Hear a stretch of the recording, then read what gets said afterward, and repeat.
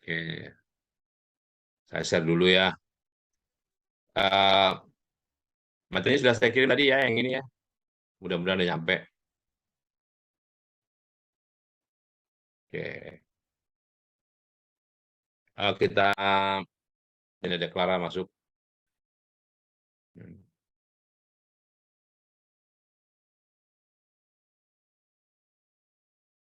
Oke. Clara bisa dengar?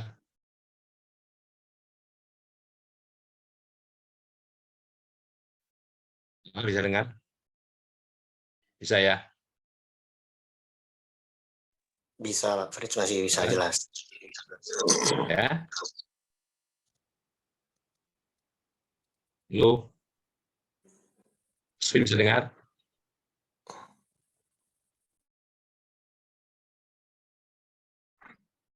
Oke, mudah-mudahan koneksinya bagus ya. Oke, kita mulai kuliahnya. Jadi kita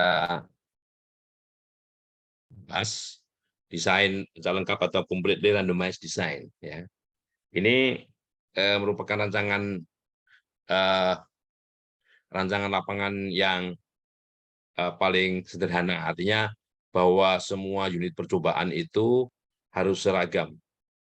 Semua unit percobaan yang digunakan untuk perlakuan apa saja harus seragam. Ya. Oke. Jadi apabila ada sebanyak T perlakuan, masing-masing perlakuan itu bisa saja ulangannya tidak sama, R itu ulangan R1 ulangan pada perlakuan 1, ulangan pada perlakuan 2, dan seterusnya. Nah, kalau kita jumlahkan ada sebanyak N misalnya, nah, maka seluruh N satuan percobaan itu tanda petik harus seragam. Ya, harus seragam. Nah, kemudian perlakuan-perlakuan dengan ulangan-ulangannya ini ya diacak sedemikian rupa sehingga pengacakannya menyeluruh. Nah, saya pergi ke Excel dulu ya, untuk menunjukkan bagaimana pengacakan dalam acak lengkap ya, dalam desain eksperimen acak lengkap gitu ya. Nah, di sini andekan kita perlakuan yang kita punya itu yang akan digunakan untuk 4, yaitu A, B, C, D. Nah, kebetulan ulangannya sama nih, A-nya 4, B-nya 4, C-nya 4, D-nya 4. Ya. Oke, nah kemudian kalau begitu harus ada 16. Harus ada 16 unit percobaan. Ya, yang kondisinya ini harus seseragam mungkin. Ya. Artinya unit percobaan yang mana saja ini ya bisa dikenai perlakuan A, B, C ataupun D. Nah, cara mengacaknya kalau sedikit sih mungkin gampang pakai kayak model arisan itu ya. A-nya dibuat 4, B-nya, C-nya, D-nya masing-masing 4. Kemudian dipilih nomor 1 apa, nomor 2 apa, nomor 3 apa, dan seterusnya. Nah, cara lain adalah ya selain kita membuat array A sampai D ini bisa sama ulangannya, bisa beda ulangannya. Setelah itu kita membuat bilangan acak di sini ya, buat bilangan acak yaitu run sama dengan run kurung buka kurung tutup. Fungsi ini akan menghasilkan bilangan acak di antara 0 dan 1. Antara 0 dan 1 ya. Oke. Jadi kalau saya gedein dikit misalnya 150 ya. Nah, jadi ini kemudian dikopikan ke bawah. Ini ya. Jadi run kurung buka kurung tutup ini kopikan ke bawah ya. Sebanyak semua unit percobaan yang ada ya. Kemudian setelah itu kita beri nama array ini yaitu acak, bilangan acak misalnya atau apapun namanya ya, nama boxnya, nama array-nya ini acak. Nah, tujuannya apa? Kita mau melihat kalau diurutkan misalnya 0,7141 itu dari terkecil ke terbesar urutan berapa. Nanti nomor urutannya ditaruh di sini. Nah, sehingga di sini kita gunakan fungsinya rank ya. Rank A9 ini relatif terhadap array acak itu ya kalau diurutkannya dari terkecil ke terbesar atau ascending itu nomor berapa, ya. Nah, kebetulan ini nomor 12. Pada posisi ini sekarang nomor 12. Karena kalau saya tekan kontrol copy, kontrol paste itu dia akan berubah. Nah, sehingga 12 di sini itu adalah A. Gitu ya. Ini cara pengacakan. Pengacakannya menyeluruh, completely randomized. Completely ya, randomized. Demikian juga seterusnya 0,3522 itu urutan berapa? Oh, urutan kalau diurutkan dari terkecil ke 8. Nih, 0,1062 ini terkecil 1. Jadi nomor 1 di sini dapat perlakuan B gitu ya, sesuai dengan ini. Nah, yang di sini bilangan biasa. Sehingga yang kita buat fungsinya lagi itu di sini. Di sini fungsinya ya. Nah, fungsinya adalah ini. VLOOKUP. VLOOKUP itu mencari di tabel. Mencari di tabel nilai E8. Sorry, E8 ini ya. E8 itu kan 1 nih. Di tabel urut perlakuan, nah, tabel urut perlakuan itu ini. Ini kalau berikutnya selain tadi ini array namanya acak ya, kita buat tabel di sini yang isinya bilangan ini dan apa perlakuannya ya. Yang nanti akan kita gunakan sebagai referensi kalau di sini nomornya berapa, itu perlakuannya apa. Misalnya nomor 14 itu B, berarti nomor 14 ini B ya. Jadi gitu. Nah, setelah itu dikopikan. Jadi fungsinya ini, VLOOKUP itu mencari di tabel. Mencari di tabel, 1 di sini 1 itu yang mana gitu ya. Dalam array urutan perlakuan, 2 di sini adalah kolom kedua. Karena kolom pertama itu digunakan untuk kuncinya. Kuncinya itu E8 nih, ya. False itu kalau kita ingin mencari nilai yang sebenarnya berapa. Sebenarnya yaitu di sini kebetulan di sini B ya. Nah, hal seperti ini kalau kita letakkan kursor setelah jadi ya, setelah kita letakkan kursor di sini, kita tekan kontrol copy, kemudian kontrol paste dia, kontrol C, kontrol V gitu, dia akan selalu berubah. Nah, ini artinya kita mengacak ya, apa namanya perlakuan itu ditempatkan di mana ya. Misalnya kita tekan begini, terus kita tekan stop gitu, berarti nah, ini ada 4A. 4A 1 2 3 4 ya. Sesuai dengan di sini. 6 1 10 15. Ya, ini ganti lagi 2 4 3 14. Nomor 2 3 4 14 ya, dan seterusnya. Nah, ini cara mengacak dengan menggunakan bantuan fungsi Excel. Nah, tergantung nanti setelah itu ya, ini artinya kan kita tidak milih-milih bahwa satuan percobaan ke-6 itu dapat apa itu ya, tergantung ini tadi, tergantung pengacaannya tadi ya. Misalnya kita nggak milih, tuh ternyata ini dapat A ya, dan seterusnya sampai kita katakan berhenti. Setelah itu jangan diacak lagi ya, pokoknya sampai yang terakhir itu adalah posisinya. Oke, kita kembali ke apa namanya desain eksperimen, desain acak lengkap ini ya. Oke. Nah, kemudian bagaimana kalau kita bahas keuntungan kerugiannya dan sebagainya ya, karena rancangan lapangannya adalah acak lengkap di mana unit percobaannya itu harus seragam semua. Ini punya keuntungan diantaranya nggak ada pembatasan dalam hal banyaknya perlakuan ataupun banyaknya ulangan dalam perlakuan. Jadi ulangannya di sini bisa sama atau tidak ya, ulangannya bisa berbeda. Analisisnya mudah, dari beberapa desain acak lengkap ini sangat mudah untuk dianalisis karena ya apa namanya sumber keragamannya juga hanya tergantung perlakuan dan galat ya. Oke, nah sekarang modelnya, ini model ya. Model matematis dalam acak lengkap ini apa yang kita amati ya. Nilai pengamatan ke J pada perlakuan ke I. Pengamatan ke J pada perlakuan ke I ini ya dipengaruhi oleh atau komponennya adalah Yang pertama itu adalah rata-rata keseluruhan. Ini rata-rata keseluruhan. Artinya setiap unit percobaan itu punya komponen yang sama, yaitu mu. Ya.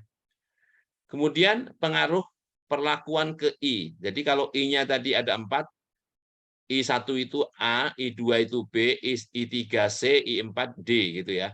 Nah, dan epsilon ini galatnya. Jadi yang dikendalikan oleh si peneliti adalah perlakuan tadi, A, B, C, D tadi. Ya. Ini yang tidak dikendalikan oleh peneliti. Nggak bisa, ini errornya.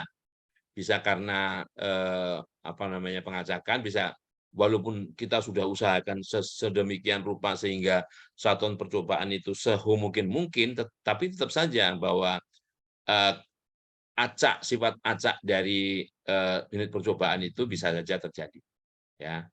Nah, JI kita nulisnya ada yang epsilon IJ, ada epsilon JI sama aja. Ini artinya setiap I ini ada J ulangan. Ini J pengamatan ke J pada perlakuan ke I, error ke J pada perlakuan ke I, ya. Oke. Oke, nah si rata-rata total ini kalau secara umum bunyinya ya begini. Karena rata-rata tiap perlakuan itu bisa ditandai dengan mu I, rata-rata perlakuan ke I ya.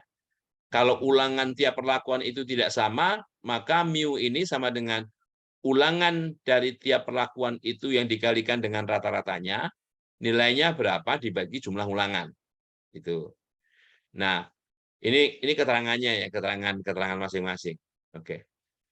Nah, ini model. Jadi model itu apa yang kita amati hanya merupakan fungsi dari ini perlakuan dan galat. Ini yang dikendalikan oleh peneliti, ini yang tidak dikendalikan oleh peneliti.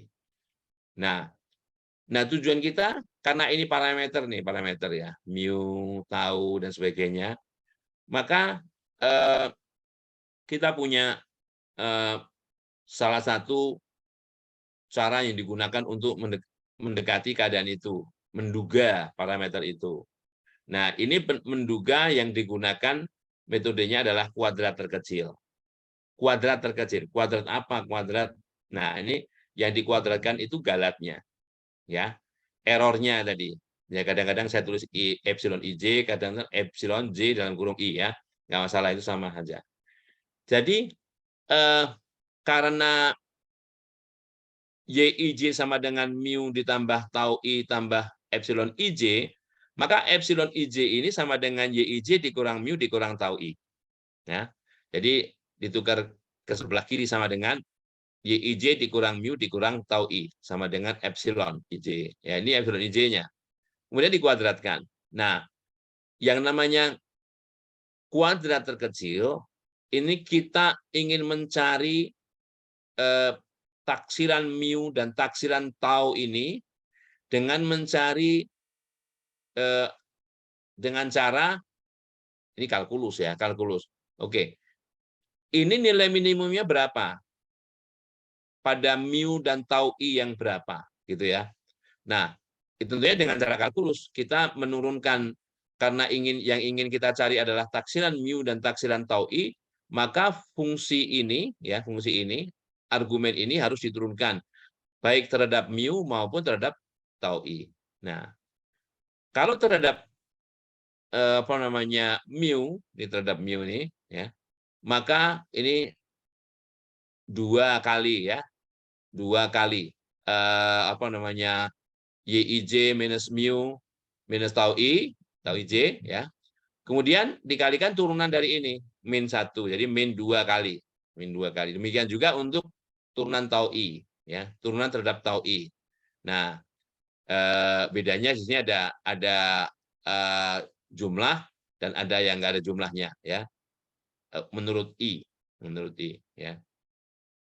Oke. Kalau ini terhadap tau I kayaknya, ini yang tidak ya. Nah, sekarang bagaimana menyelesaikan ini? Ini sama dengan 0 ya. Begitu turunan ini disama dengan 0 kan, maka kita ganti mu dan tau I itu menjadi mu topi dan tau I topi. Ya. Begitu disama dengan 0 kan, ini kan diturunkan dulu ya.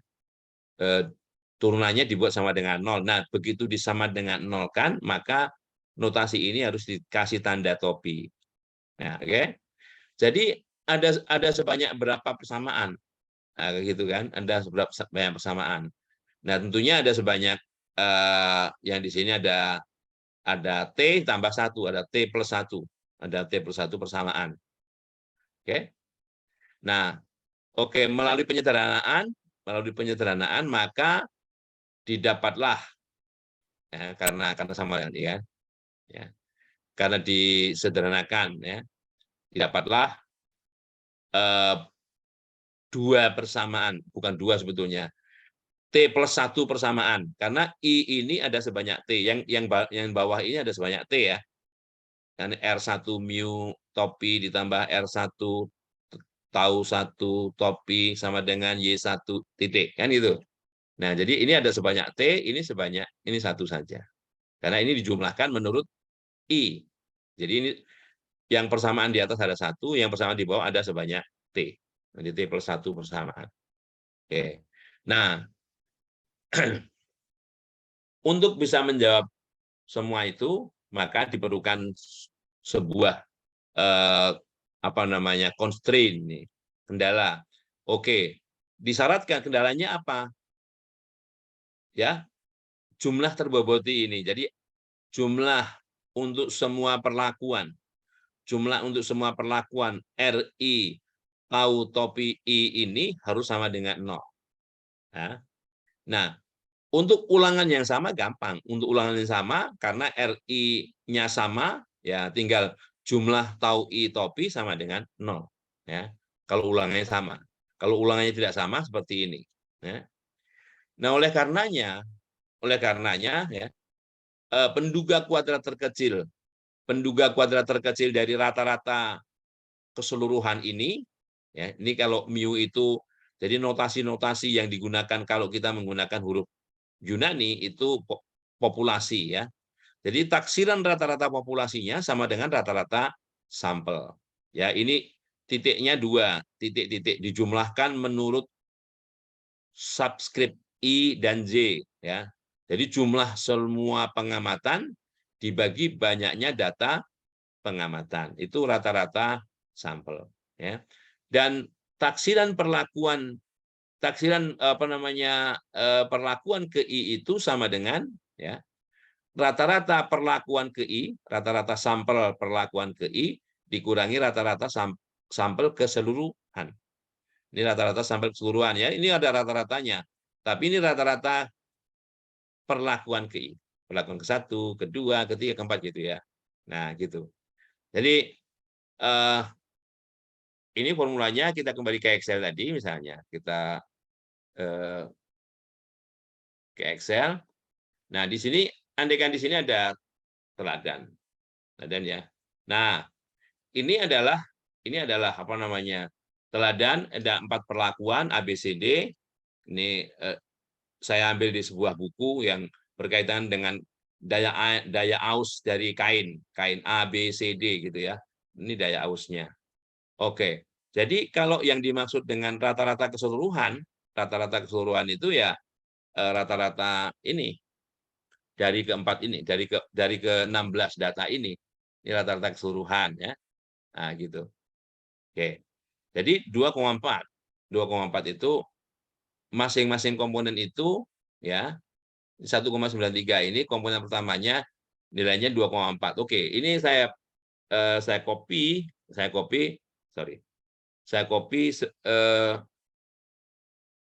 dan diberlakukan untuk ke-16 ini ya.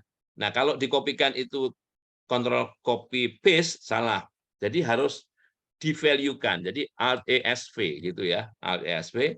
Jadi semua nilainya 2,4. Jadi sekarang ini sudah nilai semua, bukan rumus. Nah, ini rata-rata dari keseluruhan 2,4. Nah, bagaimana rata-rata dari perlakuan? Oke, saya sisipkan dulu sebuah garis baris di sini ya. Nah, rata-rata dari kain A ya seperti biasa, average ya. Rata-rata dari kain A ini. Nah, ini A. Rata-ratanya 2,19 ya. Ini seluruhnya, rata-ratanya masing-masing perlakuan ya. Oke. Sekarang untuk perlakuan yang pertama, ini pengaruhnya adalah rata-rata perlakuan ini dikurangi rata-rata keseluruhan ya, rata-rata keseluruhan. Jadi saya tuliskan di sini ini sama dengan rata-rata perlakuan ini dikurangi rata-rata keseluruhan ya. Ini ya. Oke. Min 21063. Oke. Saya akan kunci ini, saya akan copy ini seperti tadi ya. Copy paste. Alt ESV. Sorry. Control copy, kemudian Alt ESV. Ya. Nah, jadi ini adalah pengaruh taksiran pengaruh perlakuan ke I. Ya, oke. Perlakuan pertama. Nah, kalau yang kedua ya di sini ya. Ini dikurangi nih ya. Oke. Saya kopikan. Karena sama posisinya ya, posisi sama seperti ini ya. Oke. Nah, sekarang saya kopikan ke bawah. Copy ke bawah. Copy paste ya. Alt ESW. Nah, jadi perlu dilihat bahwa apakah jumlah mendatar ini sama dengan 0? Ya, 0. Ini ya, sumnya 0. Ini bilangan yang sangat kecil. Min 1,3 kali 10 pangkat min 15. Ini 0. Ya. Ini 0. Oke. Nah, ini rata-rata keseluruhan. Ini 0. Sehingga rata-rata, sehingga errornya ya. Ini, data yang kita amati 1,93 dikurang rata-rata keseluruhan, ini kan, rata-rata sampel, dikurangi pengaruh perlakuan. Nah, ini error yang pertama. Error yang pertama dari perlakuan A. Nah, dengan cara yang sama, kita bisa kopikan. Kita bisa kopikan seperti ini. Ya. Oke. Nah, ini error-errornya. Ya. Jadi bahwa, gini, 1,93 itu sama dengan 2,4 ditambah min 0,21 ditambah min 0,26. Ya. Jadi ini errornya. Ini komponen rata-rata, ini komponen mu. Ya. Ini komponen rata-rata keseluruhan ya. Rata-rata umum. Ya, oke. Yang ini komponen pengaruh perlakuan. Pengaruh perlakuan tergantung perlakuan yang mana. Perlakuan pertama, kolom pertama, perlakuan kedua, kolom kedua, ketiga, keempat. Ya. Ini komponen galatnya. Komponen galat. Nah, oke. Nah, gitu. Jadi, ini komponennya. Jadi kalau di breakdown itu seperti itu. Nah, jumlah dari kuadrat masing-masing ini, jadi sum square ya, sum square, kalau ini masing-masing dikuadratkan di jumlah, ya, ini nilainya sama dengan ini, 0,243775. Apa nilai ini? Nanti kita lihat ya. Nanti kita lihat apa nilai itu. Nah, kalau di sini nanti kaitannya dengan yang mana, ya. Oke, ya. Siap ya. Nah sekarang kita sampai di sini dulu untuk membahas breakdown dari masing-masing komponen tadi. Kita kembali ke tayangan ini. Oke. Nanti ya ini kita terusin. Nah, asumsi dalam RAL. Dalam setiap analisis statistik itu pasti ada asumsi-asumsi. Di sana ya dalam analisis rancangan tak lengkap ini mu konstan tetap. Konstanta tetap sama untuk semua perlakuan, bahwa errornya berdistribusi normal, saling bebas dengan nilai tengah 0 dan varian sigma kuadrat epsilon. Pokoknya sigma kuadrat epsilon itu berapa? Ya pokoknya yang jelas sebuah bilangan yang positif. Ya. Nah, untuk model tetap semua tahu adalah konstanta yang memenuhi ini tadi. Kalau R-nya sama, kalau R-nya sama, cukup jumlah tau I sama dengan 0 untuk semua I. Ya. Sementara untuk komponen acak, kalau modelnya acak, maka bahwa perlakuan itu memiliki distribusi juga yang namanya normal dengan rata-rata 0 dan variannya sigma kuadrat tau. Ya. Jadi kalau sigma kuadrat epsilon itu untuk komponen galat, kalau sigma kuadrat tau itu berarti bahwa perlakuannya sifatnya random. Oke. Nah, berdasarkan yang tadi, maka kita punya kuantitas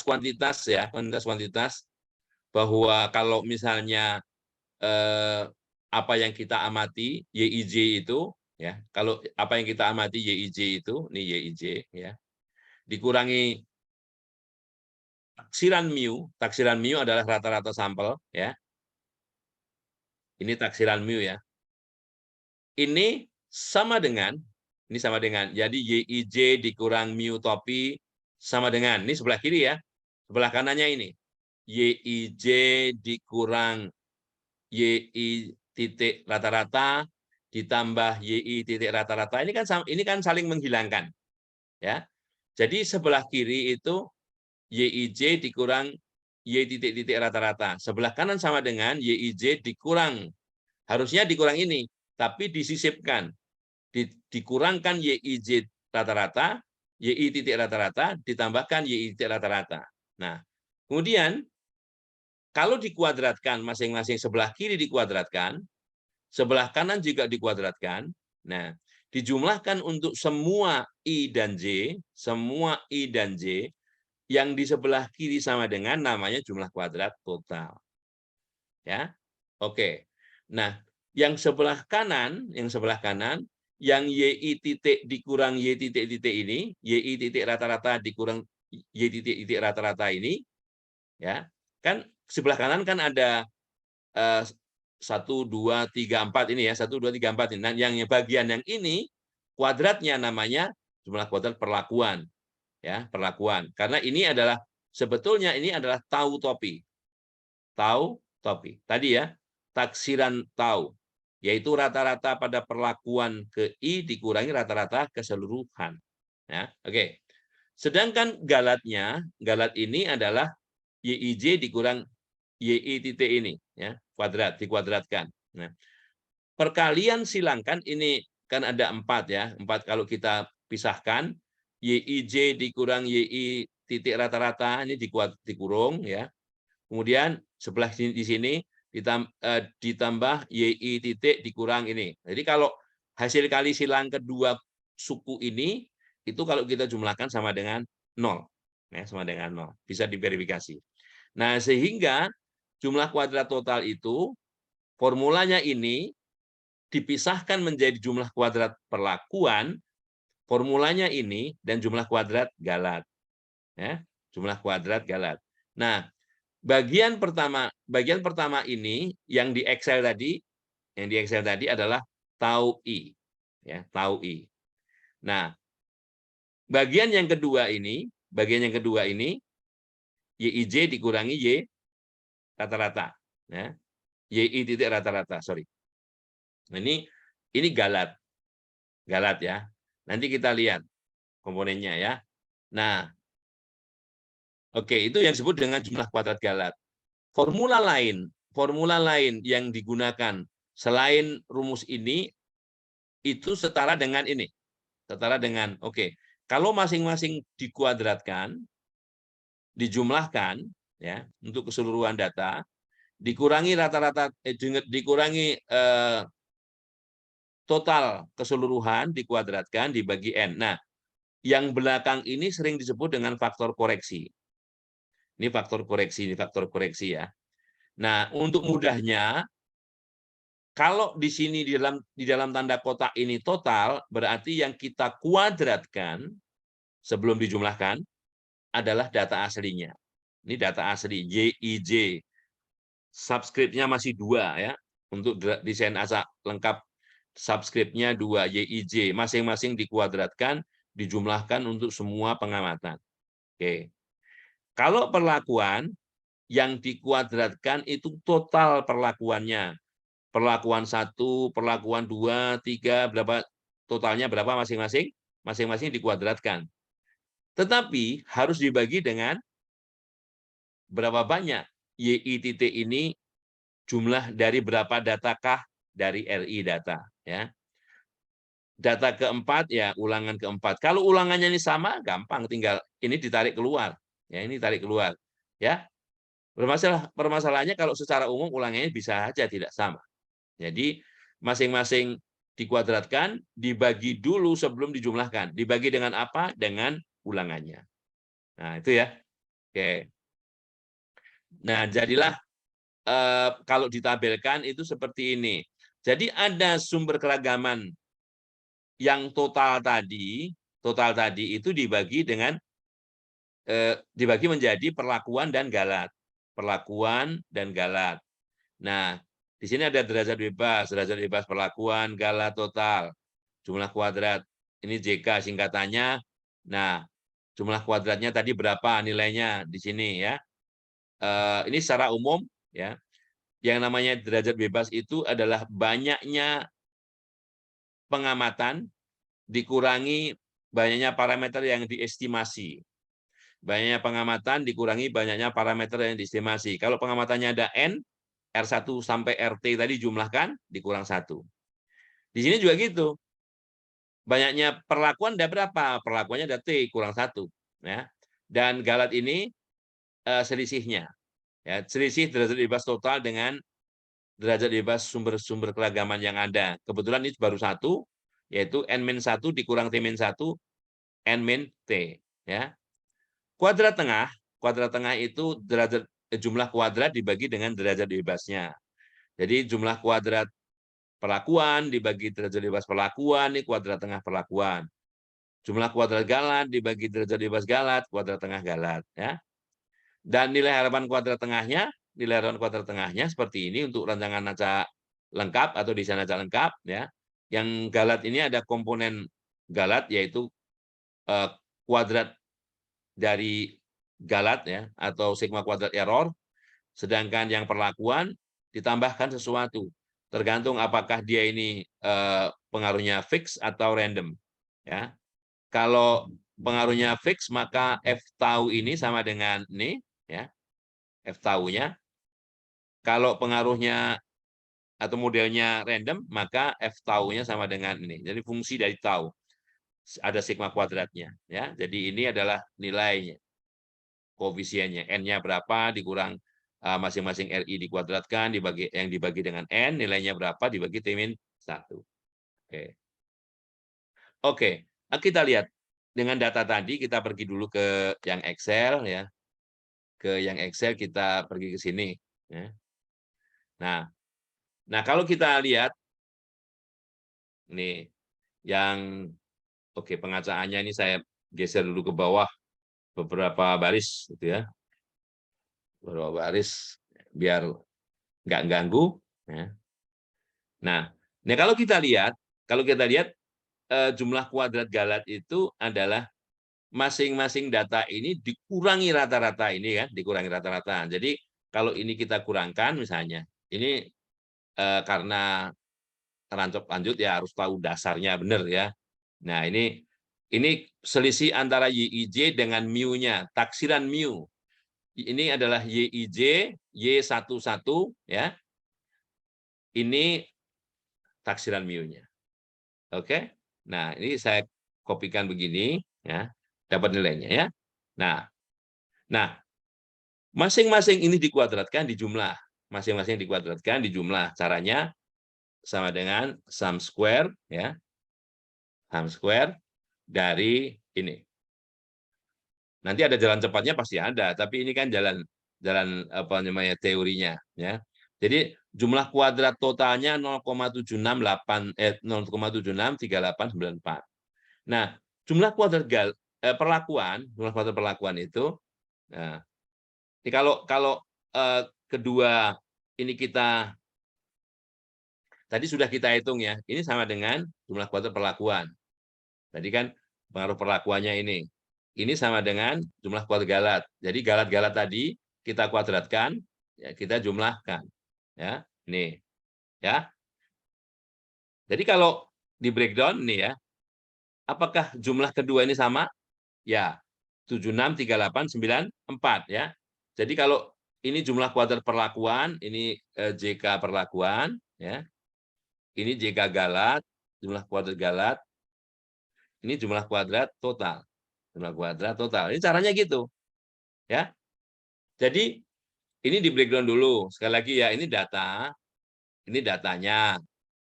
Saya kasih warna kuning datanya ya. Ini pengaruh komponen dari rata-rata umum ya, rata-rata umum. Saya kasih warna biru ya.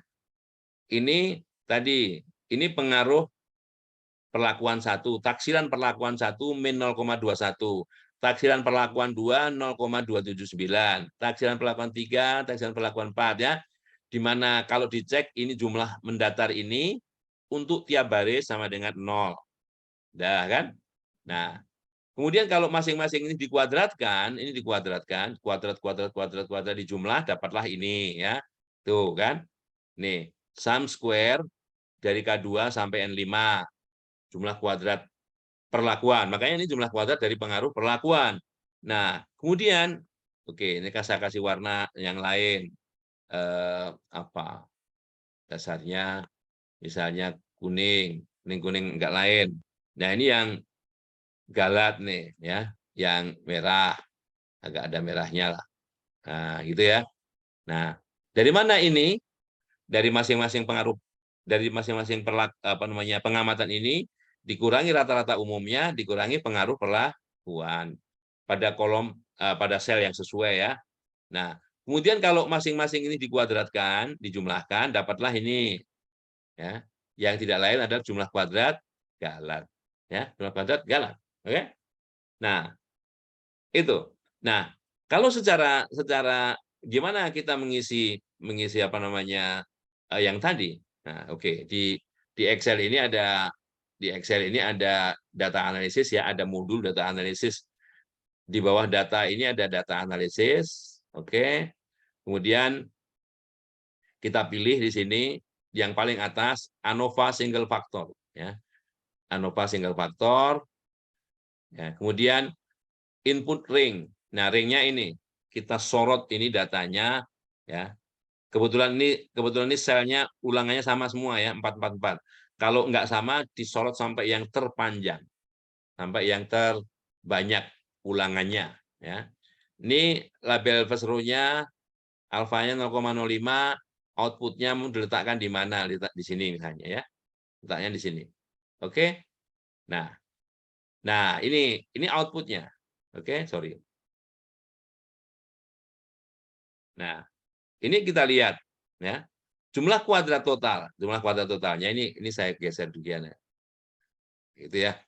Nah, jumlah kuadrat source of variation total sum square total 0,7638 sama dengan yang kita hitung tadi ya. 0,7638 ya. Jumlah kuadrat perlakuan 5210, ini 5210 ya. Ini jumlah kuadrat galatnya 2437. Nih, ya. Nah, itu caranya. Itu apa namanya latar belakang salah satu cara yang digunakan untuk menghitung breakdown dari jumlah kuadrat. Analisis of varian. Jadi variannya itu dipisah-pisahkan ya, dipisah-pisahkan. Bahwa apa yang diamati ini merupakan fungsi dari perlakuan ini yang dikendalikan oleh peneliti dan galat atau error yang tidak bisa dikendalikan oleh peneliti. Oke. Nah, dari analisis ini ya, ini diperoleh informasi bahwa ya, di sini ada sebuah pengujian. Hipotesisnya di sini adalah, ya ini hipotesisnya, H0-nya. Saya tulis di bawahnya aja.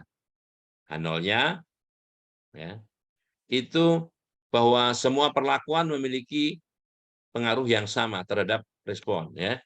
Semua perlakuan memiliki pengaruh yang sama terhadap respon.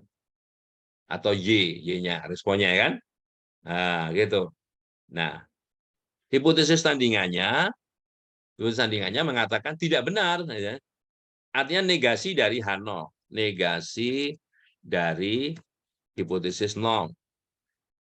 Atau dengan kata lain bahwa setidaknya ada sepasang ya perlakuan yang pengaruhnya berbeda terhadap respon. Oke? Terhadap respon. Sedikitnya ada sepasang. Kalau misalnya kalau dinyatakan sebagai ini kalau H0-nya itu bisa aja dulu sebagai begini bahwa MA mu A ini saya karena harus ganti font ya.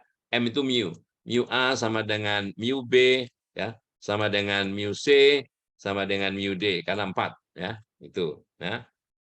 Atau dari segi taunya, pengaruh tau, ini tau ya, diganti sebagai pengganti tau. Tau A sama dengan tau B gitu ya, sama dengan tau C sama dengan tau D. Nah, itu cara menyatakan hipotesis 0. Nah, oke. H1-nya jangan begini. Kalau ini mu A tidak sama dengan gitu. Mu B tidak sama dengan gitu ya. Mu C tidak sama dengan mu D. Ini hanya sebagian dari ini. Sedikitnya ada sepasang. Kalau ini banyak pasang. Ini sudah sebetulnya bagian dari ini. Jadi yang benar adalah sedikitnya ada sepasang. Ya. Bisa saja A dan B yang nggak sama, bisa saja A dengan C, bisa saja semuanya nggak sama. Ya. Ini H1-nya, hipotesis tandingannya. Nah, bagaimana kriteria penolakan hipotesis nolnya? Kriteria penolakan hipotesis nol. Ya. Oke. Nah, dengan menggunakan cara ini, karena di sini juga disajikan nilai peluang, ya, cari peluangnya. Ini hipotesis ini statistik ujinya F. Statistik ujinya F.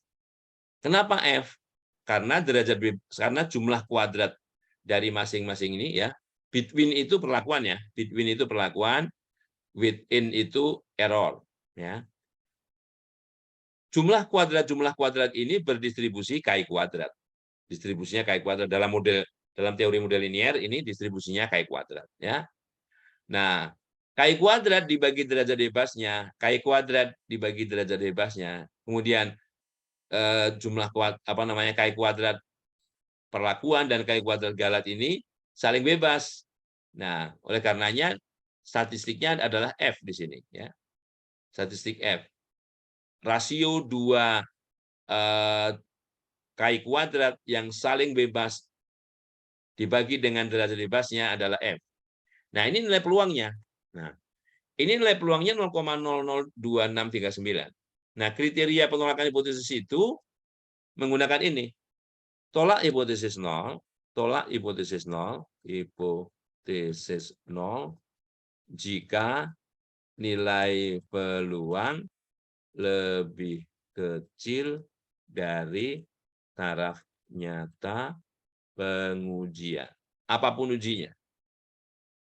Nah, sekarang kalau taraf nyata pengujian yang digunakan 5% atau bahkan 1%, nilai peluang ini masih lebih kecil dari ya.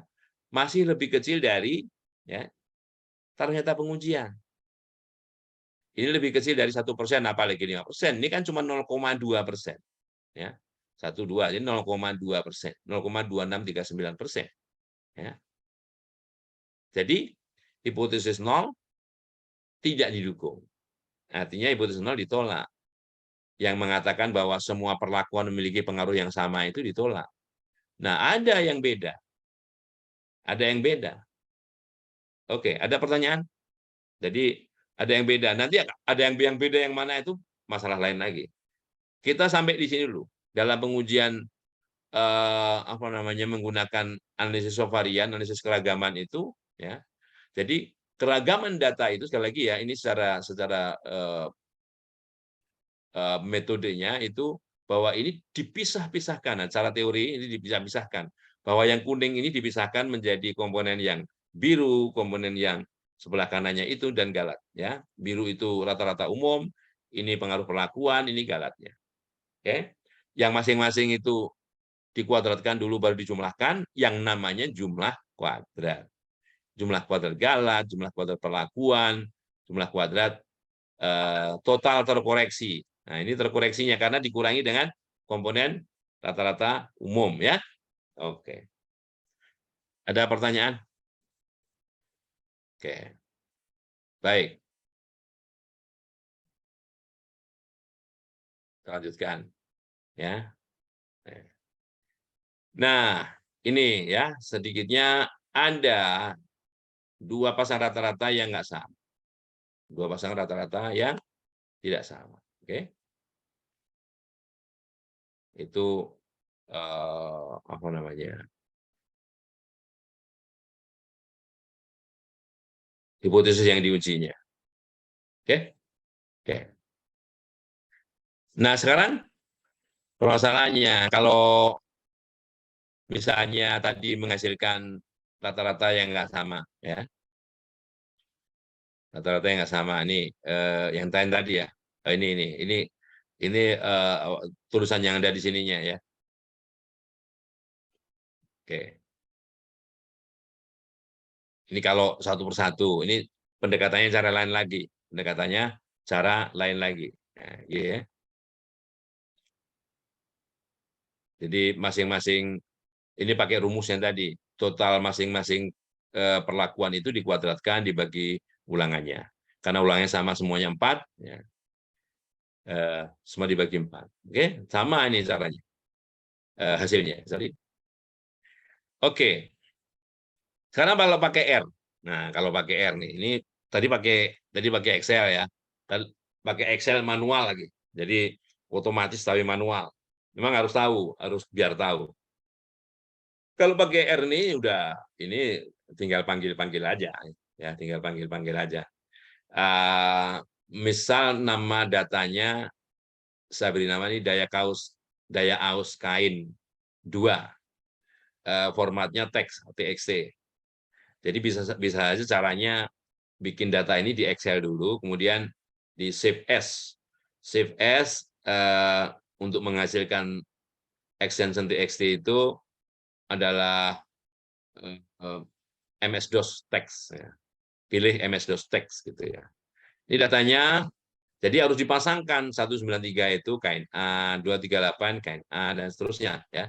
Ini caranya kalau pakai salah satu cara pakai R. Ya. Nah, kemudian kita definisikan di sini bahwa data aus ini ada 2 variabel, namanya respon dan namanya kain. Ya. Jadi kalau kita gunakan ini data aus $kain, ini artinya database-nya namanya data aus, variabelnya namanya kain.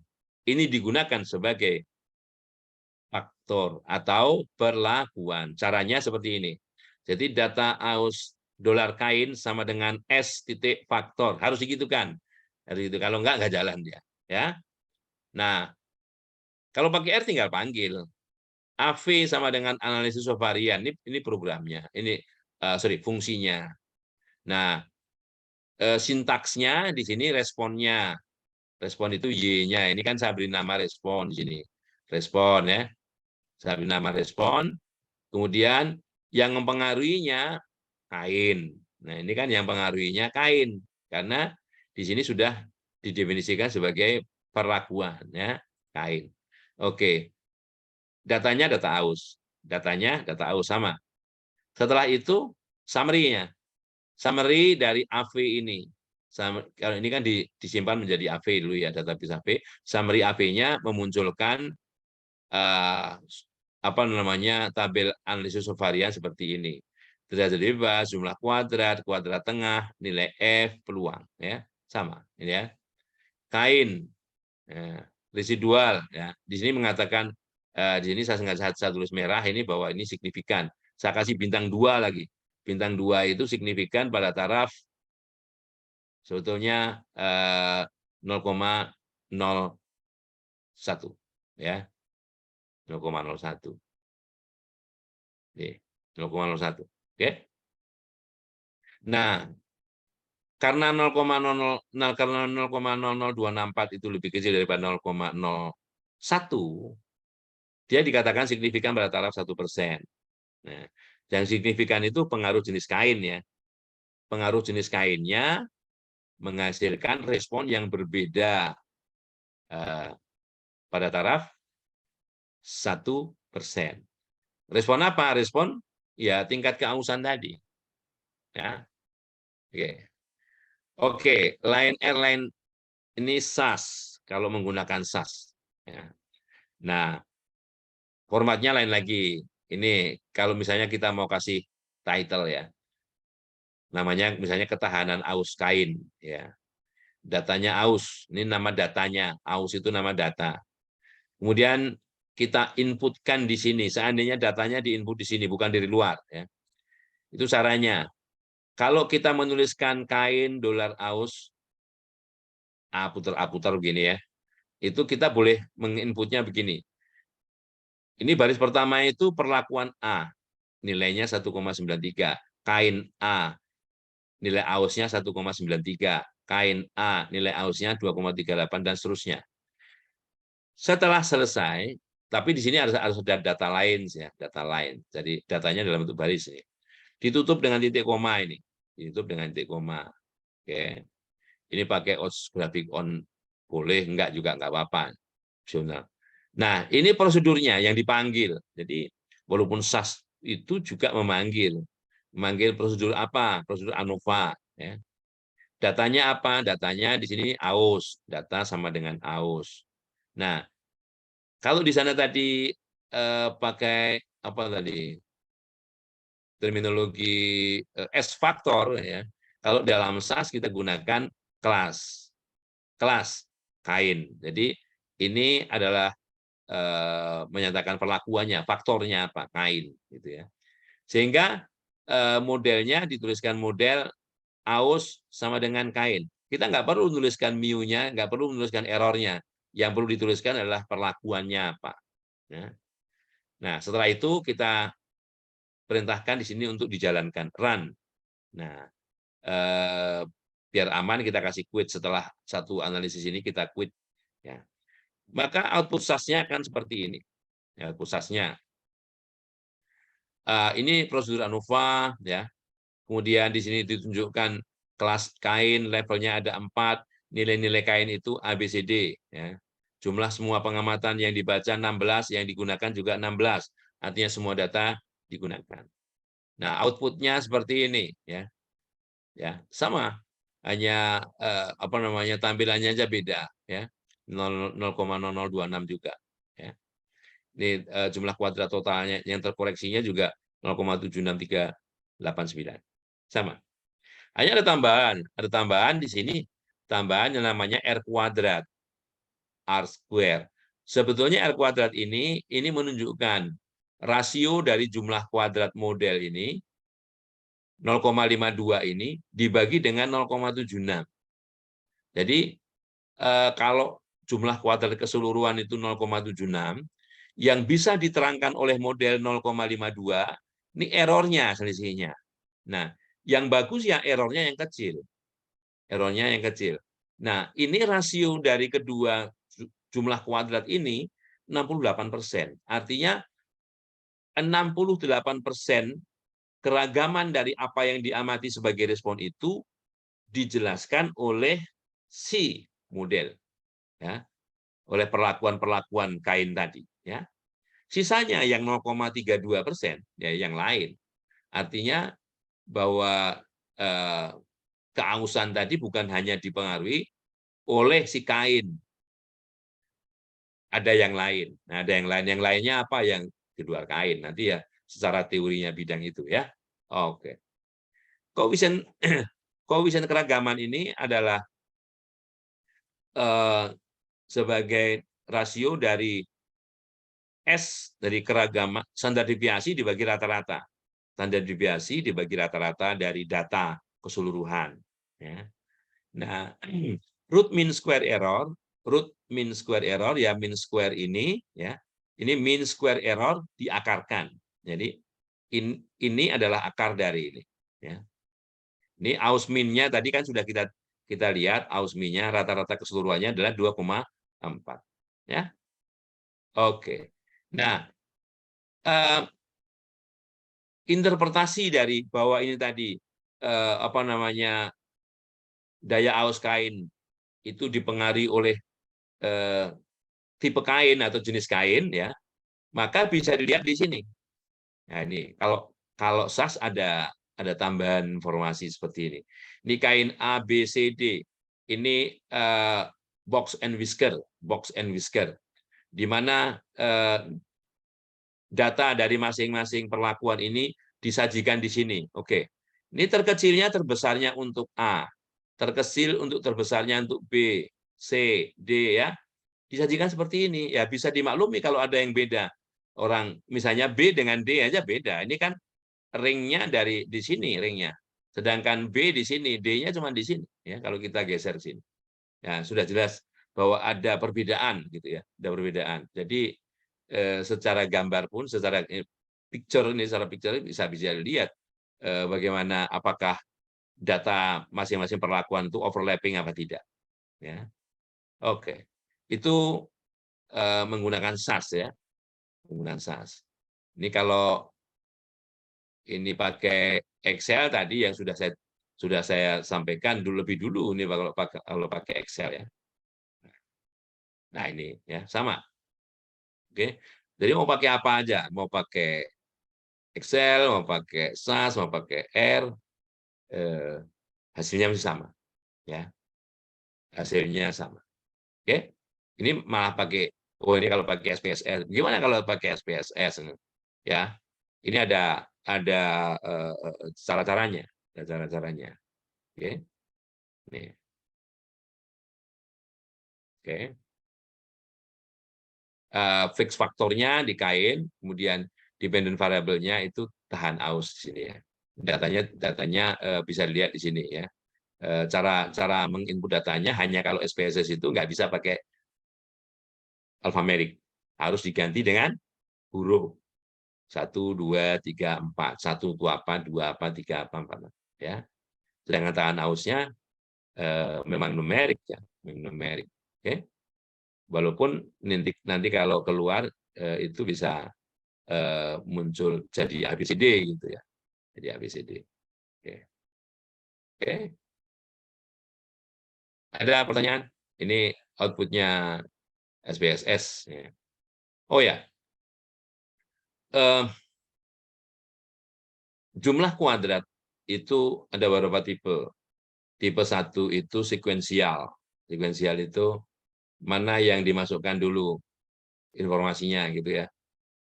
Nah, kebetulan ini kalau masih apa namanya cuman satu komponen keragaman ya mungkin nggak bisa terlihat bedanya, nggak bisa terlihat. Nanti kalau sudah sampai apa namanya percobaan berfaktor baru kelihatan. Oh ini tipe 1, ini tipe 2, ini tipe 3 gitu ya. Nah, tapi setidaknya tahu dulu bahwa jumlah kuadrat itu ada 4 tipe. Ada tipe sekuensial, ada tipe mirip seperti sekuensial, kemudian yang 3, 4 itu parsial. Bedanya 3 dan 4 parsial kalau datanya penuh, modelnya balance itu tipe 3, kalau modelnya nggak balance itu tipe 4. Nah, oke, ada pertanyaan? Izin nanya dikit, Pak. Ya. Kan kalau ngelihat hasil output Silakan. tadi, ya kalau ngelihat hasil output tadi per program dari R, SPSS, SAS, sepertinya yang paling lengkap SPSS, Pak ya. Kan karena di R sendiri ya di ya, paling lengkap R SAS. sendiri. Oh, malah SAS. Karena kan kalau Fritz tengok tadi di Ya. apa SPSS tadi kan ada sampai tipenya keluar, Pak. Nah, R Bisa itu kan juga keluar. sebenarnya bisa keluar juga tadi, Pak. Nah, maksudnya Ya. kan di R itu kan sebenarnya kan open source, artinya bisa masing-masing kita bikin komennya ya, Pak ya. Mungkin bisa dicari ANOVA yang mengeluarkan yang apa namanya orang yang membuat skripnya yang mengeluarkan tipe jumlah kuadrat. Kan tergantung R itu tergantung library mana yang dipakai. Nah, itu maksudnya, Pak. Kan saat kita mau kita berbicara sekarang kan tesis kan harus pertanyaannya kan mengapa, Pak. Nah, saat kita cuma nengok beda atau tidak kan artinya kan sebatas apa kan pertanyaannya. Nah, saat mengapa itu kan kita harus nengok dari R square-nya.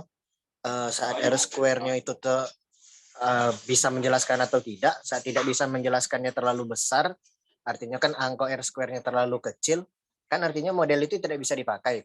Bahkan bisa dibilang percobaan itu tidak bisa dipakai. Nah, untuk selanjutnya, apakah tahapan lanjutnya setelah kita sudah melihat itu, untuk menjawab pertanyaan mengapanya itu biasanya pakai apa lagi? Oke, saya luruskan dulu ya.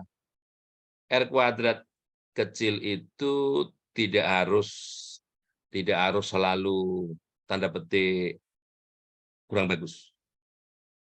Ingat bahwa data itu bisa diperoleh dengan beberapa cara. Kalau data itu dari percobaan yang sifatnya eksperimental, ya. Tetapi kalau data itu diperoleh dengan cara observasional yang tidak dikendalikan, ya, itu nggak masalah. Mau R-nya kecil dan sebagainya itu nggak masalah. Nah, justru kenapa R-nya kecil bisa jadi ada variabel-variabel penjelas lainnya yang mungkin belum masuk, kan gitu kan. Kalau misalnya penelitian-penelitian sosial yang kalau mengulang saja sudah perlu waktu lama, kan nggak mungkin. Jadi R kuadratnya itu bisa jadi tidak besar tapi nggak masalah, gitu ya. Tapi kalau eksperimental yang penelitiannya di laboratorium sudah dijaga sedemikian rupa sehingga yang mempengaruhi itu harapannya yang ini saja, dapat R kuadrat yang kecil, nah jadi masalah. Jadi tergantung datanya, gitu ya. Karena kalau itu dikendalikan, sudah dikendalikan kok R kuadratnya kecil kan gitu. Kalau yang observasional kan kita sebagai peneliti ya misalnya katakanlah data-data yang berhubungan dengan ekonomi, data-data yang berhubungan dengan BMKG, cuaca dan sebagainya, kita kendalikan kan nggak mungkin kita kendalikan, ya kan? Nah gitu. Jadi nggak masalah itu. Kan R kuadrat bukan hanya dipakai dalam ANOVA-nya rancangan percobaan, tapi ANOVA dalam regresi berganda dan sebagainya kan seperti itu. Dalam ekonometrik lebih banyak di sana, ya. Nah, itu Oke maksud ya. Fritz, Pak. Selanjutnya kan maksudnya kan mungkin ya fokus Fritz sebenarnya lebih ke R kuadratnya sih, Pak, R square-nya. Karena kan mindset yang ditanamkan Ini dulu waktu masih sekolah awal itu kan saat R square kecil itu kan artinya penelitiannya kurang baik. Nah, Fritz ya tidak itu dapat kalau penjelasan eksperimental. seperti Bapak tadi. Ya, bukan, Pak, karena Ya. kami kan dulu datanya selalu, karena Fritz kan di ekonomi dulu kan, statistik ekonomi. Datanya kan banyak kan sekunder ngambil data di BPS itulah, Pak. Harusnya kan itu kan di luar kontrol. Dulu yang ditanamkan ke kami saat di bawah 0,5 sebisa mungkin tambah variabel untuk memperbesar. Nah, apakah dengan penambahan variabel itu betul bisa untuk yang lebih menjelaskan model itu? Enggak. Gini. Tergantung tujuannya apa gitu ya. Kalau kita misalnya ingin mencari model yang terbaik kan tidak harus dengan R kuadrat. Kita pakai information criterion bisa AIC, bisa BIC, bisa macam-macam ya. Tapi kalau model-model yang jelas begini, dalam penelitian itu kalau kita mau memodelkan kita harus tahu dulu bahwa secara keilmuan di bidangnya, sementara statistika hanya digunakan untuk analisis ya. Secara keilmuan di bidangnya bahwa yang mempengaruhi Y itu apa saja, yang pengaruh respon itu apa saja. Nah, misalnya kalau misalnya kita bicara kemiskinan gitu, kita harus tahu yang mempengaruhi, yang memang menjadikan kemiskinan itu signifikan itu variabel apa saja. Nah, kan itu. Ternyata begitu kita walaupun sudah pakai referensi macam-macam dan sebagainya, yang notabene konon katanya itu signifikan menurut A, signifikan menurut B, C dan sebagainya, kita pakai hasilnya juga menghasilkan R kuadrat yang kurang bagus misalnya. Apa disalahkan? Kan enggak. Apa kita harus ngulang? Ya kan enggak. Yang jelas bagaimana kita membahasnya. Ya. Ya, Jadi jelas Pak. Siap. itu lupakan dulu yang pernah didapat. Ya, lupakan dulu yang pernah didapat seperti apa. Oke. Siap Pak, siap. Oke, yang lain mau bertanya?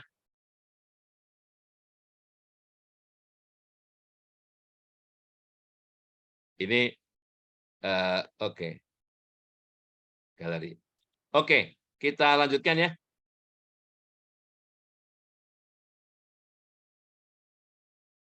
Nah, jadi kalau tadi menghasilkan kesimpulan hipotesis nol itu tidak didukung oleh data, kita mau tahu yang berbeda itu yang mana. Nah, ya, yang berbeda itu yang mana? Kain tadi kan, pengaruh kain tadi, ABCD tadi katanya H0 ditolak, artinya jenis kain mempengaruhi tingkat aus, gitu kan? Tingkat aus. Nah, tentunya kalau seperti itu kita ingin tahu yang namanya post hoc analysis. Nah, jadi analisis setelah kita tahu, setelah H0 ditolak mau ngapain? Nah, kan itu ya.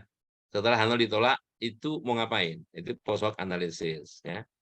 Walaupun di sini disinggung sebentar, itu sebetulnya salah tempat. Jadi harusnya di bab berikutnya. Nah, harusnya di bab berikutnya ini. Kita lihat. Ya. Nah, harusnya di sini. Ya, harusnya di sini. Oke, tapi sebelumnya kita selesaikan dulu materinya yang di desain analisis ya. Nah, oke, di sini ada subbab ya. Ini desain acak lengkapnya dengan anak contoh. Artinya begini, bahwa untuk setiap harusnya satu satuan percobaan itu diamati sekali. Tapi kadang diamati beberapa kali, diamati S kali misalnya, diamati S kali. Nah, oleh karenanya ada komponen selain tadi komponennya perlakuan, galat percobaan, ada galat sampling. Jadi ada galat sampling. Ya. Terus indeksnya bukan hanya IJ, tapi menjadi IJK. Menjadi IJK. Nah, ini notasinya sama ya. Kalau IJK itu perlakuan ke I, pengamatan ke J, K itu sampling ke K. Ya, sampling ke K. Nah, ini menjadi sangat ruwet kalau modelnya itu tidak balance. Kalau modelnya tidak balance. Ini untuk formula yang balance ini. Ini formula yang balance. Perlakuannya ada T, masing-masing perlakuan itu diulang unit percobaannya R kali ya. Masing-masing perlakuan pada unit percobaan ke J itu, itu diamati sebanyak S kali ya. Nah, jadi komponennya seperti ini. Jadi ada perlakuan, ada galat percobaan atau eksperimen, ada galat sampling. Ada galat sampling ya. Nah, di sini ada nilai harapan kuadrat tengah baik untuk pengaruh acak maupun pengaruh tetap. Ini pengaruh acak, ini pengaruh tetap ya. Perbedaannya di komponen ini. Jadi kalau mau membandingkan perlakuan tetap saja dibandingkan dengan galat percobaan. ini ada teladannya ya, RAL dengan anak contoh ulangan tak sama. Ya. Nah, kalau ulangan tak sama, nah ini udah agak messy, formulanya agak messy ya, agak ribet ini ya, tergantung J ini NIJ dan sebagainya ya. Nah, oke. Nah, tapi kalau misalnya ukuran samplingnya, kalau teladannya itu balance, itu enak-enak saja. Ini teladannya. Teladannya ini balance. Jadi stimulatornya ada 4, ya, agak balance ya. Yang bedakan di sini bahwa perlakuan stimulator ini ulangannya tidak sama. Ada yang 8, 5, 7, dan 6. Nah, harusnya setiap ini cuma pengamatannya sekali, tapi setiap satuan percobaan ini diamati 2 kali, semua 2 kali. Ya. Nah, ini yang disebut sampling. Ini menimbulkan, karena ini menimbulkan error penarikan sampel, error sampling. Ya. Nah, teladan dari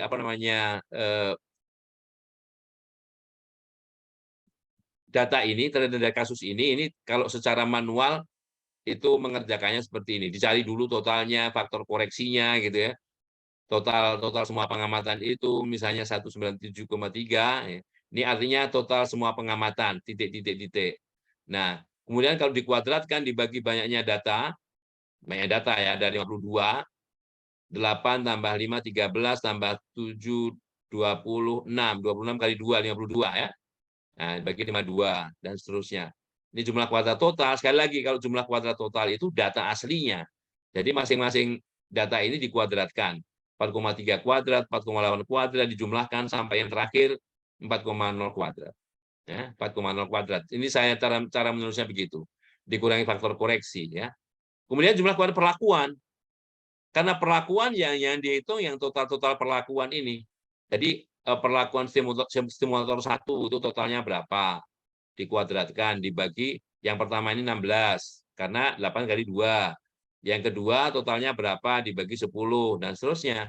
Nah, makanya ini pembagiannya 16, ini pembagiannya 12 terakhir ya.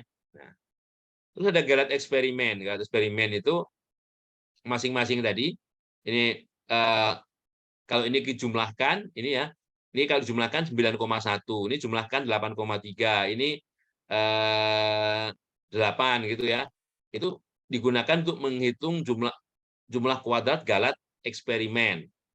Karena masing-masing jumlah ini dari 2 percobaan, ya, 2 data, maka masing-masing ini dibagi dengan 2 sebelum dikurangi faktor koreksi dan jumlah kuadrat perlakuan. Ya. Nah, setelah itu galat samplingnya tinggal mengurangi sisanya. Oke. Nah, sehingga datanya seperti ini. Ya. Nah, hipotesis yang diuji, apakah pengaruh stimulator 1, 2, 3, 4 ini sama? Atau sedikitnya ada sepasang pengaruh stimulator yang berbeda. Ya. Nah, kalau mengujinya bukan dengan yang paling bawah, ini kebetulan angkanya sama 0,08, walaupun kalau 3 digit atau 4 digit ini beda. Ya. Jadi 2,03 ini dibagi dengan 0,08 yang ini. Ya.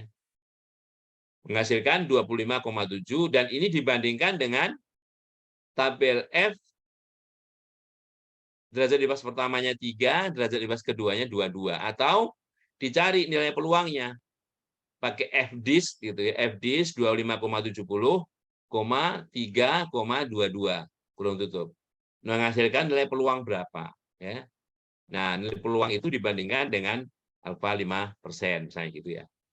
Oke, nah itu tambahan dari kalau 1 unit percobaan itu diamati lebih dari 1 kali, maka kita bisa mengekstend, menambah sumber keragaman itu dengan jumlah kuadrat atau sumber keragamannya galat penarikan contoh atau galat sampling. Ya. Oke, ada pertanyaan? Oke, ini latihan yang ada di bab ini yang Bisa dibaca kalau mau dipakai latihan ya silakan ya. Nah, sekarang kalau saya share bagaimana menggunakan, saya kira sudah biasa menggunakan SAS ya, SAS. Ya. Tadi ya. Nah ini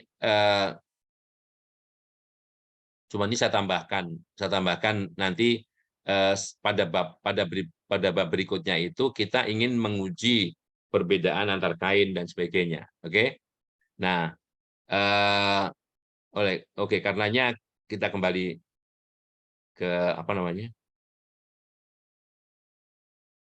Materi sebelumnya dulu. Tadi udah bingung. Oke, ada pertanyaan? Kita lihat materi berikutnya ya, inferensia pasca ANOVA. Inferensia pasca ANOVA. Oke, sebelumnya saya coba cari dulu. Oke.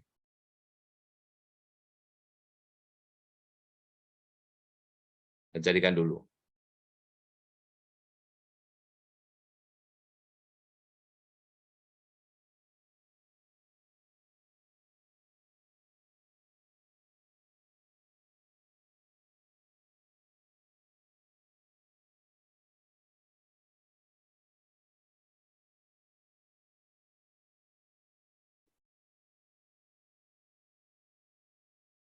Loh.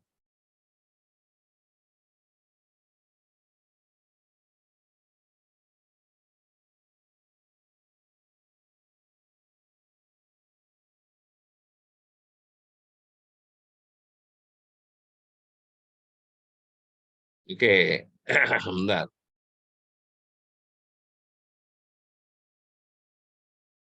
Oke. Ya, nah ini saya carikan materi yang berkaitan dengan ini. Mudah-mudahan kelihatan ya. Oke. Kelihatan nggak?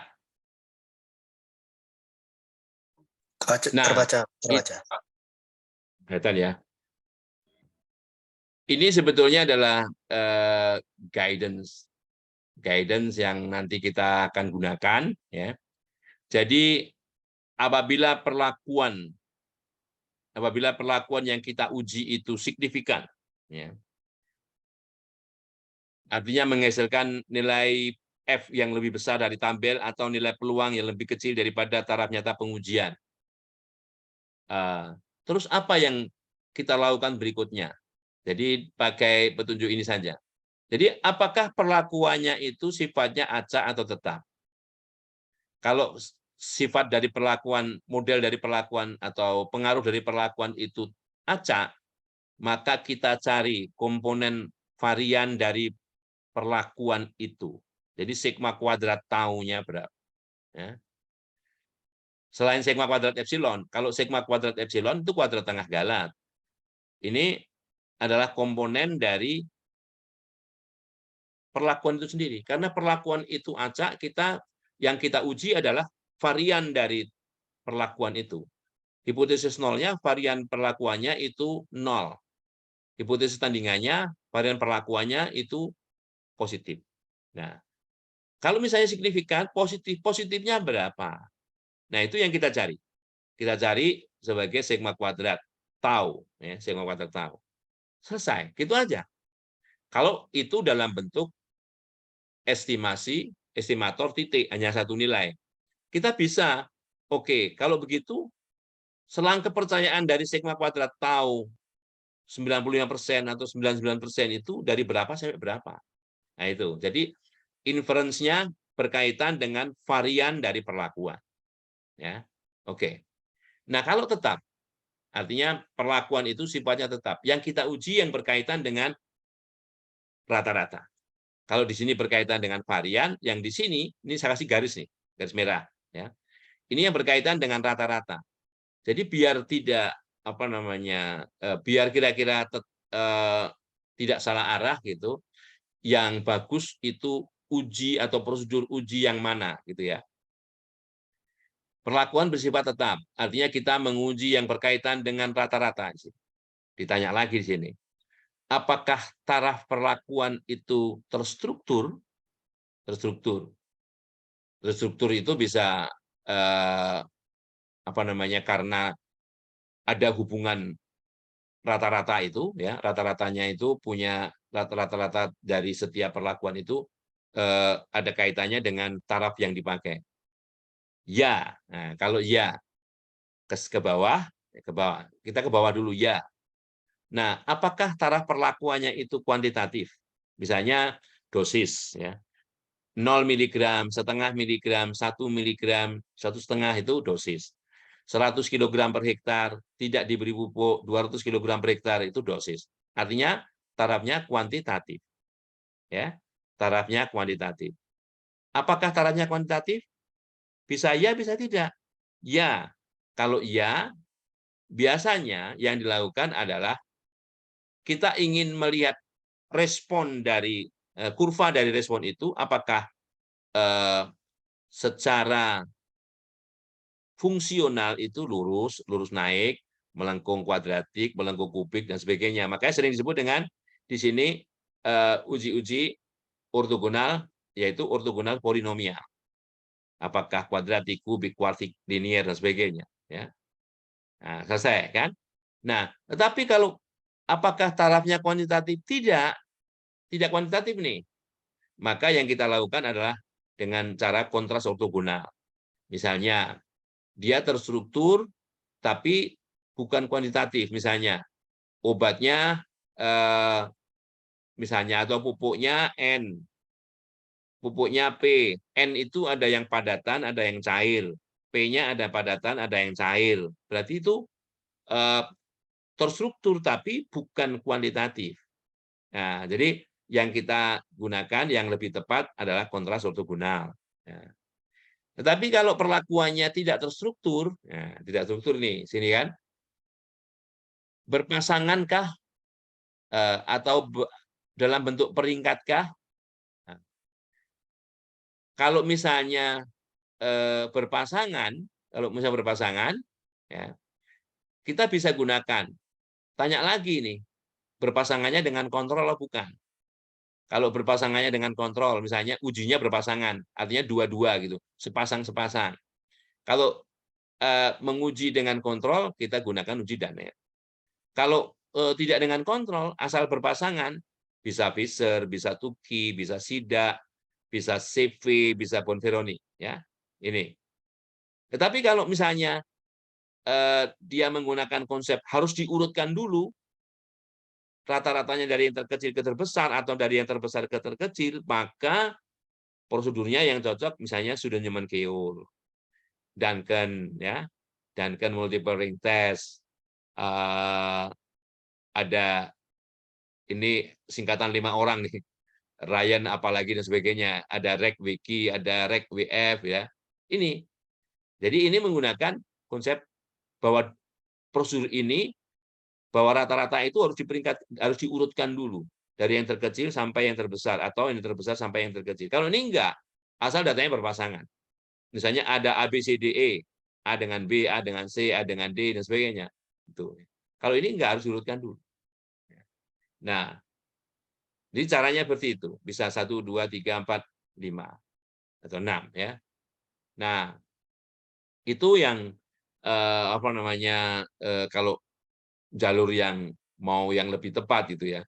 Bukan berarti kalau misalnya harusnya ortogonal polinomial dipakai ortogonal kontras, bisa aja, atau harusnya ortogonal polinomial diuji pakai Fisher LSD, Tukey, dan sebagainya, bisa. Tapi ya buat apa waktu penelitian itu menggunakan taraf perlakuan yang sifatnya kuantitatif kalau tidak digunakan untuk melihat respon dalam bentuk fungsi, ya, buat apa gitu loh. Nah, itu. Ini yang apa namanya bisa digunakan mungkin jalur kita, prosedur yang mana yang lebih cocok digunakan untuk itu. Oke, ada pertanyaan? Oke ya. Oke, kita lanjutkan. Nah, tadi ya. Ini yang mananya kalau sekarang sudah bukan lewat jalurnya. Sebetulnya yang kita uji Yang di sini adalah yang berkaitan dengan rata-rata yang jalur yang bukan varian ya, bukan varian. Nah, konsepnya kalau berpasangan itu kan begini. Nih, kita menguji rata-rata akibat perlakuan ke I sama dengan rata-rata akibat perlakuan ke J. Kita boleh menggunakan mu-nya, boleh menggunakan tau. Ya. Tau I sama dengan tau J. Gitu. Nah, secara statistik ujinya itu kan uji T. Uji T menguji beda dua rata-rata. Ini rata-rata sampel perlakuan ke I dikurang rata-rata sampel perlakuan ke J. Ya. Ini dibagi dengan standar error. Ini standar error dari perbedaan ini. Standar error dari perbedaan ini adalah akar dari kuadrat tengah Galat yang dikalikan dengan ini jumlah ulangan efektifnya. Seper RI tambah seper RJ. Ini ulangan ke I dan ulangan ke J. Kalau ulangannya sama, ya seper R tambah seper R. 2 per R. Ya. Itu dasarnya. Nah, dalam pembandingan seperti itu, tetap saja ada yang disebut dengan error. Error karena pembandingan, itu sering disebut dengan comparison bias error rate. Ini eksperimen wise, ini bukan eksperimen. Ini karena ini sudah PDF ya, nanti saya uji. Nah, kalau kesalahan karena eksperimen ya, ini kalau ini membandingkan ya, ini pembandingan. Ini kesalahan karena percobaan, ya, eksperimen wise ya. Nah, jadi sebaiknya eksperimen error wise itu di setel pada taraf yang misalnya 5% atau 1% atau berapa gitu ya, eksperimen wise percobaannya. Oke. Nah, ada juga yang kalau ini dilihat dari uji udah gabungan nih parametrik dan non parametrik ini. Kalau yang parametrik ini membaginya begini misalnya. Sebetulnya mirip-mirip ini kalau saya tadi dari kacamata yang lain. Kalau ini ada syaratnya nih. Variannya sama, ukuran sampelnya sama ya. Nah, itu boleh pakai yang ini. Nah, bagaimana kalau ukuran sampelnya nggak sama? Permasalahannya. Nah, kalau ukuran sampel nggak sama ini, sarankan pakai ini. Bisa saja pakai ini, tapi N-nya diganti dengan, bukan rata-rata biasa, tapi rata-rata harmonik. Misalnya ada ulangan 1, 5, ulangan kedua, 3, ulangan ketiga, 4. Ya. Jadi ada 5, ada 3, ada 4. Ya, karena ulangannya sama, gampang 4 gitu ya misalnya. Nah, ini yang rata-ratanya bukan 5 tambah 3 tambah 4 dibagi 3, tapi 3 dibagi, pembaginya itu 1/5 tambah 1/3 tambah 1/4 atau rata-rata harmonik. Nah, jadi ininya N-nya rata-rata harmonik. Oke. Nah, ini teladannya tadi ya. Nah, kalau pakai SAS, tinggal di sini. Nah, oke, saya kembali ke SAS. Biar elok. Mana SAS-nya ini? Oke. Jadi ini adalah struktur kalau kita menuliskan perintah di SAS. Jadi datanya sampai sini ya. Ini bentuk datanya seperti ini. Prosedur ANOVA, proc ANOVA datanya AUS, kelasnya kain. Modelnya bahwa kain itu mengaruhi AUS ya. Setelah itu ini ada perintah lagi yang digunakan untuk menguji tadi ya. Pakai prosedur means ya. Means kain. Nah, kain ini yang diinikan ya. Jadi kain terus slash gitu ya. Apa saja yang mau dimunculkan. Uji LSD, uji Tuki, uji SNK, uji Duncan, uji Bonferroni, uji CV, Gabriel, Sida, Waller Duncan, RegWQ. Hanya sayangnya RegWF nggak ada. Khusus untuk Danet itu menguji berpasangan yang pasangan satunya itu dianggap sebagai kontrol. Yang di sini yang sebagai kontrol adalah C. Kalau ini saya ganti yang kontrol sebagai B, ya ganti aja B. Ya, run. Oke, setelah itu jalankan. Ini jalankan pakai submit ini jalankan ya. Nah, Oke. Nah, ini outputnya dari atas ya, dari atas. Kayaknya ada 4, namanya ABCD kayak tadi ya. Kayaknya ABCD. Ini ANOVA-nya menghasilkan bilangan yang tadi ya. Jumlah kuadrat totalnya 0,7638 dan sebagainya. Peluang F-nya 0,0026, berarti tidak benar bahwa semua kain memiliki tingkat kehausan yang sama ya. Berarti ada yang berbeda. Di manakah yang berbeda? Nah, ini dari segi gambar kita sudah dibantu kira-kira yang mana dengan yang mana bisa berbeda. Nah, oke, itu kan gambar. Oke. Jadi ujinya sekarang. Ini pakai uji Waller-Duncan. Jadi Waller-Duncan key ratio t-test. Nah, ini menunjukkan gambar seperti ini. Bagaimana cara membacanya? Ya, oke. Di sini cara membacanya, kalau ini ADCB, ini dari yang terendah sampai yang tertinggi rata-ratanya. Ya, perlakuan yang dihubungkan dengan warna yang sama, itu artinya tidak berbeda. Ini perbedaan ini tidak signifikan. Jadi A dengan D bisa dianggap sama ini, ya. Di sini, tapi A dengan C berbeda karena tidak dalam warna yang sama. D dengan C ini sama, ya. D dengan C ini sama. B itu berbeda sendiri, ya. Tidak sama dengan C, apalagi dengan D dan A. Orang yang paling dekat saja dia tidak sama, ya. Itu Waller-Duncan, ya. Waller-Duncan hasilnya gambarnya seperti itu. Oke, kita pergi yang lain. Nah, ini LSD, ya. Cara bacanya sama, hasilnya sama ini. Walaupun statistiknya beda. Ini nilai LSD-nya 0,2196 ya. 0,2196. Maksudnya begini. Apakah 2,68 itu dikurang 0,2196 sampai di sini apa enggak? Kalau sampai berarti enggak signifikan. Misalnya ini 2,315 dikurang 0,2196. Nah, pasti lebih dari sini. Makanya 2,19 itu ada dalam jangkauan 2,315 dikurang 0,219. Ya. Oke. Berikutnya ini adalah apa ini?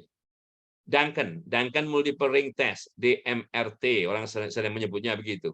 Nah, kalau Duncan, ini nilai Duncan-nya karena tergantung apakah kita membandingkan dua perlakuan sekaligus. Kalau kita membandingkan dua perlakuan yang berdekatan, misalnya AD itu, AD atau DC atau CB, kita gunakan nilai yang ini.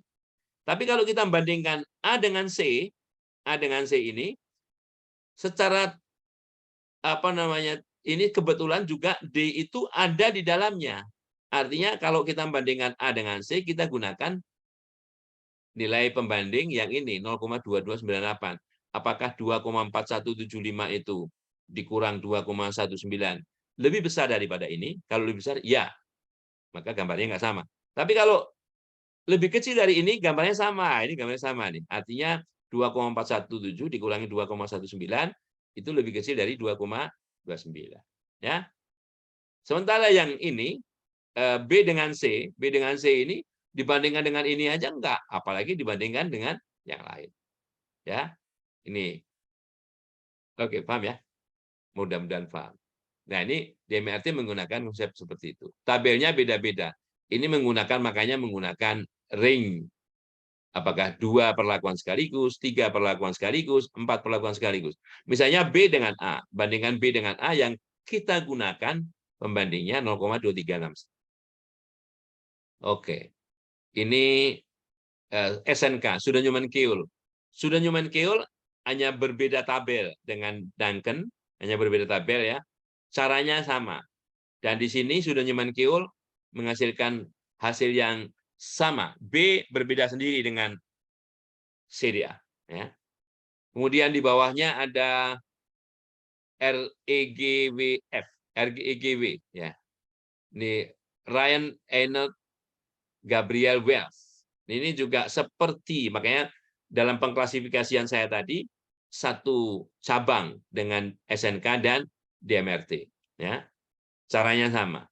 Oke, berikutnya ini to key.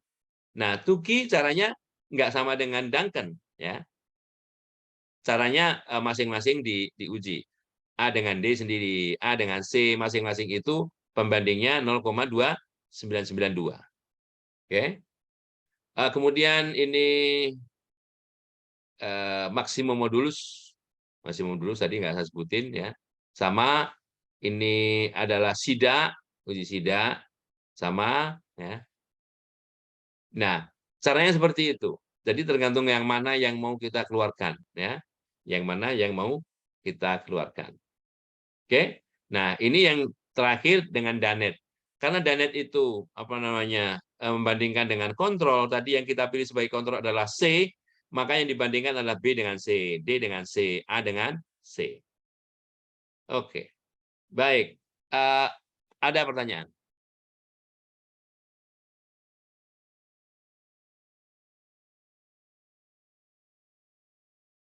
SAS itu kalau lengkap lumayan besar, bisa 1 gigaan sendiri. Jadi seperti itu caranya kalau apa namanya R, setiap prosedur harus dipanggil masing-masing. Ya. Setiap prosedur dipanggil sendiri-sendiri. Kalau SAS tinggal memberikan perintah means // ya. Baik. Kalau nggak ada pertanyaan, materinya kita lanjutkan minggu depan. Masih berkaitan dengan inferensia Passanova. Dengan masih ada uji kontras, masih ada ortogonal polinomial, masih macam-macam, ya. Oke? Baik, Pak. Kita ketemu minggu depan, ya. Baik, Pak. Coba memahami dulu yang minggu ini, Pak. Ya? Coba dipahami dulu yang minggu ini, Pak. Yang barusan ini. Ya. Pak. Jadi, oke. Sekali lagi ya, tolong materi yang saya kasih, yang PDF-nya ini, jangan disebarluaskan dulu, karena itu sebetulnya adalah revisi dari buku saya yang pertama. Dan saya masih harus memparaphrase. Ini saya